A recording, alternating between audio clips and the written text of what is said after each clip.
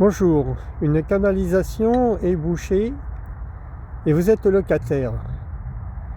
Est-ce de votre responsabilité? Doit-ce à votre charge ou à celle du bailleur, du propriétaire ou de la propriétaire, ou de l'agence de gestion de l'immeuble ou de l'appartement? C'est à cette question que je vais m'efforcer de répondre. Eh bien, tout dépend en fait où le problème se situe.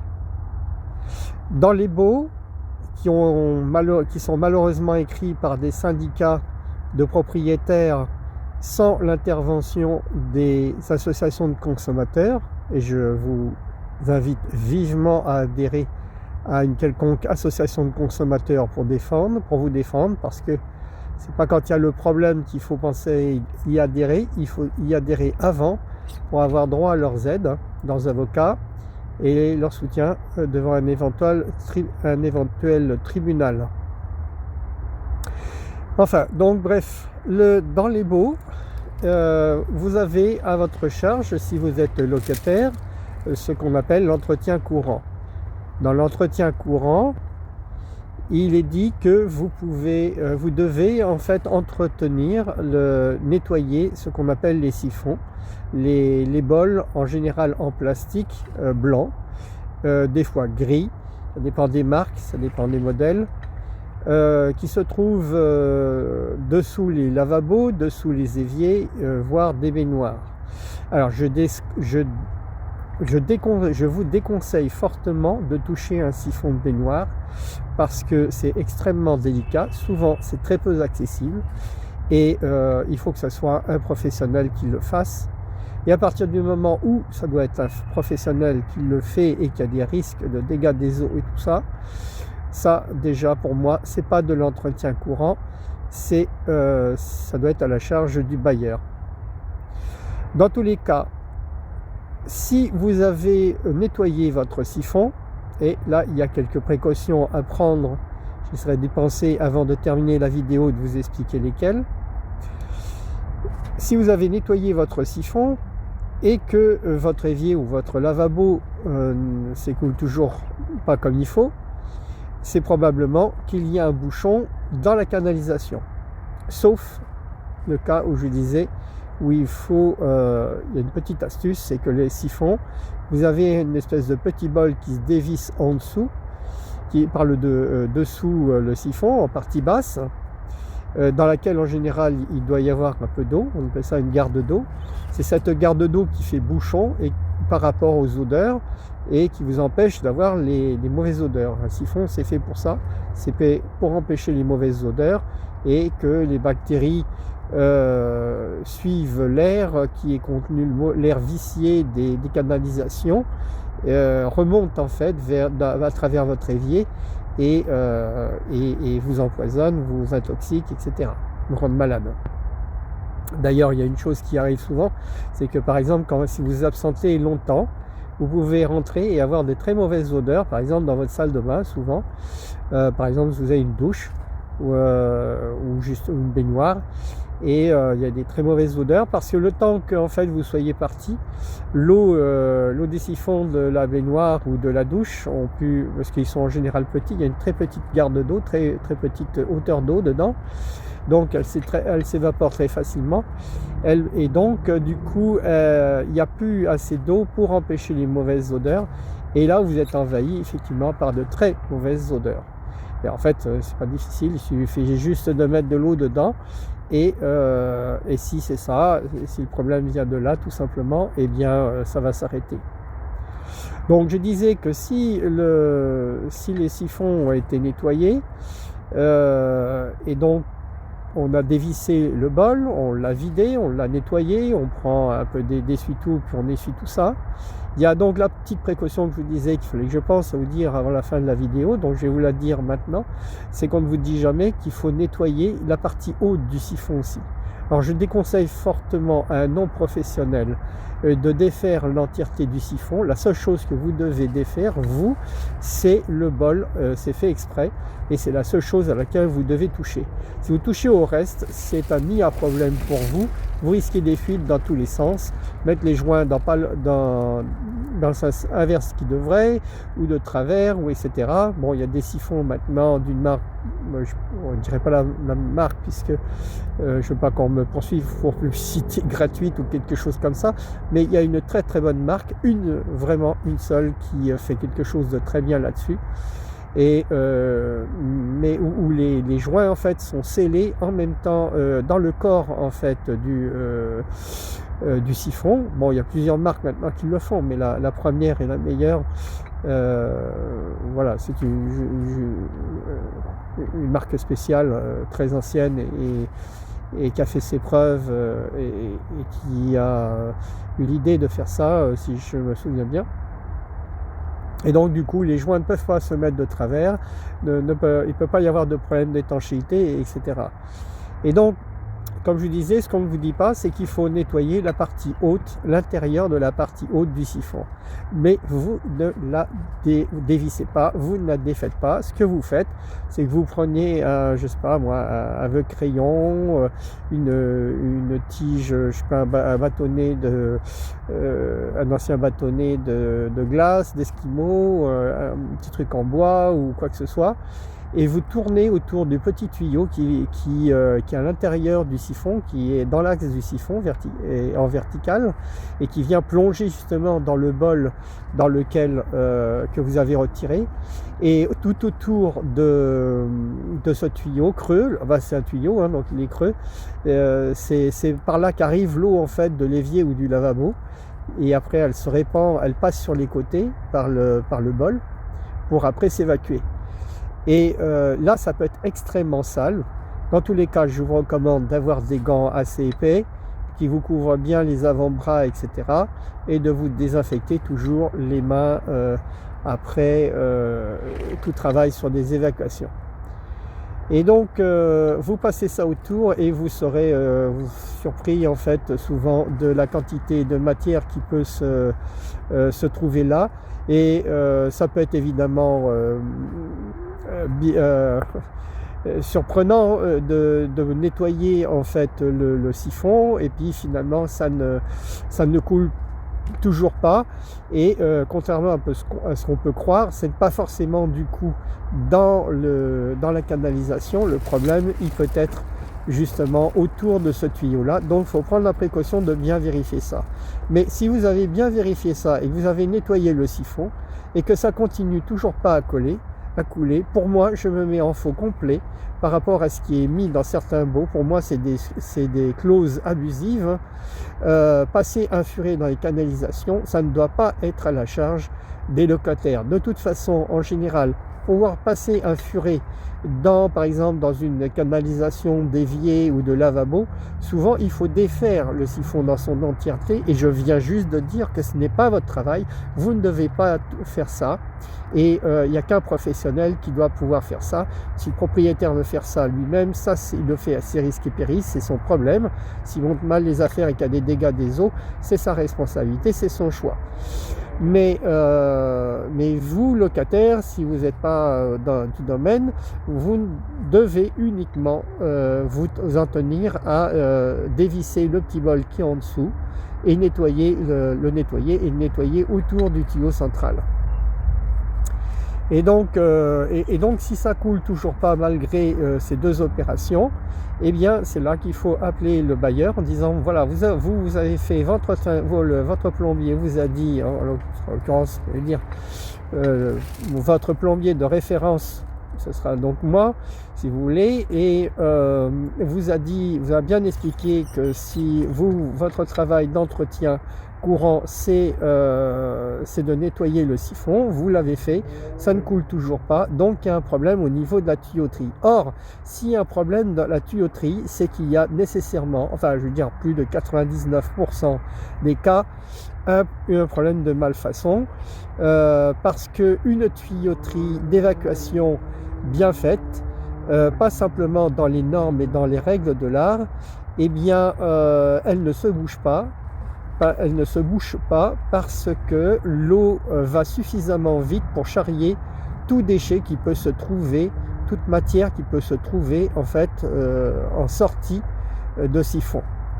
Les grosses affaires, elles sont filtrées par des grilles en général qui sont au fond des bombes d'évier et de lavabo, et donc les tuyaux ne se doivent pas se boucher.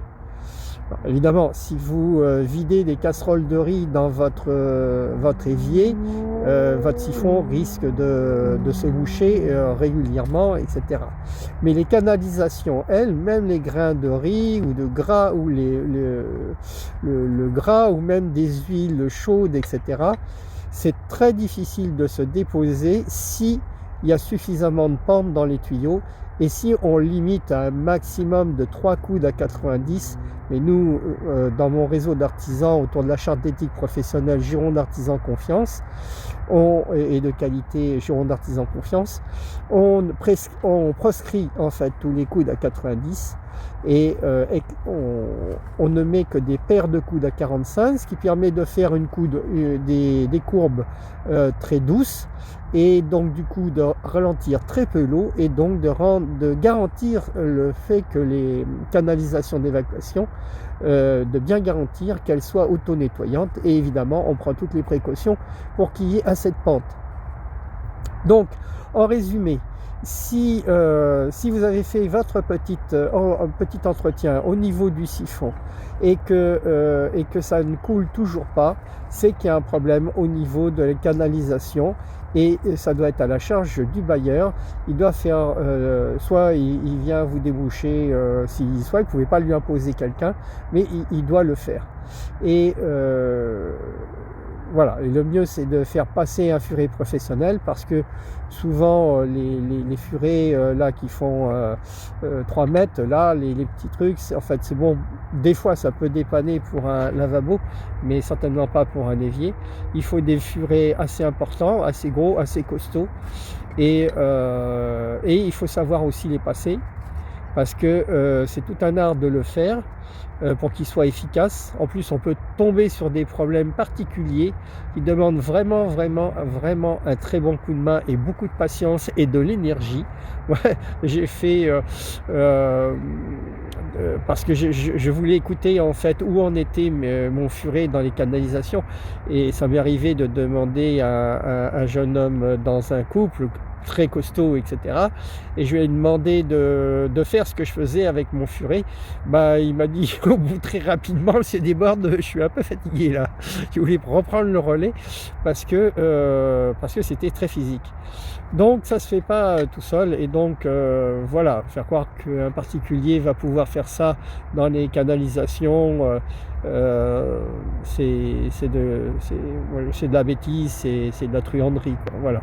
Mais voilà, les grandes surfaces de bricolage vendent leur cochonnerie, et je vais dire un nom de marque, excusez-moi, les produits chimiques et tout ça, c'est à exclure. Là, il faut nettoyer mécaniquement, comme je vous ai dit, les siphons à la main, et mécaniquement aussi les canalisations. Il n'y a que des exceptions, c'est par exemple quand les grosses évacuations qui sont des tuyaux de 100 mm, 10 cm de diamètre, pour les évacuations de WC par exemple, les grosses canalisations pour évacuer toute une maison, pour évacuer un immeuble. Là, il faut faire venir ce qu'on appelle un camion hydrocureur, ça s'écrit HAIDRO. C'est U et 2 R, je crois, EUR, quelque chose comme ça, mais l'astuce c'est qu'il y ait hydro avec un O, et curage pour curage, nettoyage, quoi. Et donc c'est les gros camions là qui ont des pompes, des surpresseurs à l'intérieur, qui vont donc injecter de l'eau, mais alors c'est toute une autre méthode, et ils s'y prennent depuis l'extérieur en général. Ils partent de l'extérieur pour remonter vers la maison, vers les appartements, vers les colonnes, etc. Les colonnes, c'est des tuyaux verticaux qui dans les immeubles en fait viennent collecter toutes les eaux usées et souvent vannes des appartements. Voilà. Donc justement, au niveau de des tuyauteries communes, quand il y a plusieurs appartements, qu'il y a plusieurs appareils dans une maison qui n'arrivent plus à s'écouler, on est dans un cas différent, et je vous expliquerai ça dans une autre vidéo. Je ne sais pas si j'arriverai à vous mettre, comme font les youtubeurs habituellement, des liens sur les vidéos. J'en suis pas là, je suis plombier, vous m'excuserez, mais je suis pas, je ne cherche pas pour l'instant à être très technique. Je vais essayer d'arriver à faire ça, puisque ça m'est très difficile de trouver des marketeurs internet et des responsables, enfin des marketeurs réseau, des personnes qui font la pub pour les professionnels, quoi, qui font connaître le professionnel sur les réseaux sociaux, etc. C'est très difficile d'en trouver des 100% honnêtes, et donc du coup je suis obligé de me débrouiller tout seul. Donc vous avez des vidéos comme ça, sans artifice ni rien du tout, ce qui me convient bien, puisque je n'aime justement pas ce qui a, enfin, j'utilise des intelligences artificielles